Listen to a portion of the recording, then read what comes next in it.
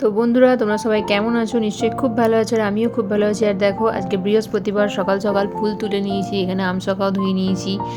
আর ভাবলাম আজকে সকাল সকাল ভিডিওটা এইভাবেই স্টার্ট করি, তোমাদেরকে একটা মিনি ব্লগ দেওয়া যাবে। তো দেখো, এখানে ঠাকুরের বাসনগুলো মেজে নিয়েছি পিতাম্বরী পাউডার দিয়ে, আর এখানে সমস্ত বাসনকে একদম ঠিকঠাক করে উবুর করে দিয়েছি। আর এই দেখো, আমার গোপুসোনা বসে আছে এখানে। তো তোমাদেরকে একটু দর্শন করে দিলাম সকালবেলা। আর এখানে আমার ঠাকুর ঘর একদম নিট অ্যান্ড ক্লিন করে নিয়েছি, যেহেতু আজ বৃহস্পতিবার ছিল, পুজো করার সময় ছিল, সেই জন্য। আর দেখো, এদিকে বিছানাটাও পরিষ্কার করে নিয়েছি। আর বেডশিটটা তোমরা ভাববে এখানে উল্টো দিকে পেতেছি, কারণ উল্টো দিকেই পাতি নোংরা হয়ে যায় যদি, ওই জন্য।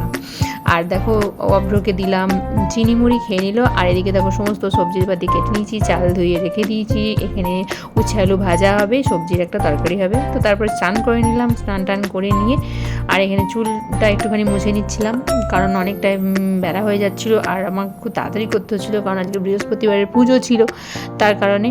তো দিয়ে দেখো, এখানে আলপনাও দিয়ে দিয়েছি, আর সমস্ত পুজো একদম কমপ্লিট করে নিয়েছি। এখানে দেখে নাও, ঠাকুরকে একটু ভোগ দিয়েছি। আজকে ঠাকুরকে প্রসাদে দিয়েছিলাম কলা, আপেল আর নকুলদানা। আর কিছুদিনই আর মা লক্ষ্মীকে একটু দর্শন করে নাও। দেখো, আজকে নতুন ঘট পেতেছি, আর বজরংবলীও রয়েছে তার সঙ্গে, আর আমার ভোলানাথও আছে। তো এখানে পুজো টুজো সমস্ত সব কিছু কমপ্লিট করে নিলাম। তারপর এখানে এলাম মনসাতলায় ধূপ দিতে, স্নান করে।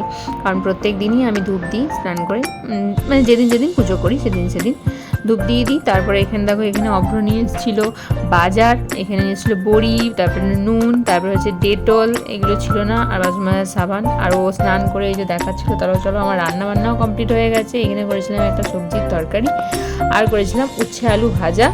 আর অভ্রের জন্য দিয়েছিলাম ডাল সেদ্ধ ইয়েতে, ওই ঘটিটাতে। তো চলো, তারপরে খাওয়া দাওয়া করে নিলাম দুজনে মিলে, দিদিভাই আর আমি। টাটা।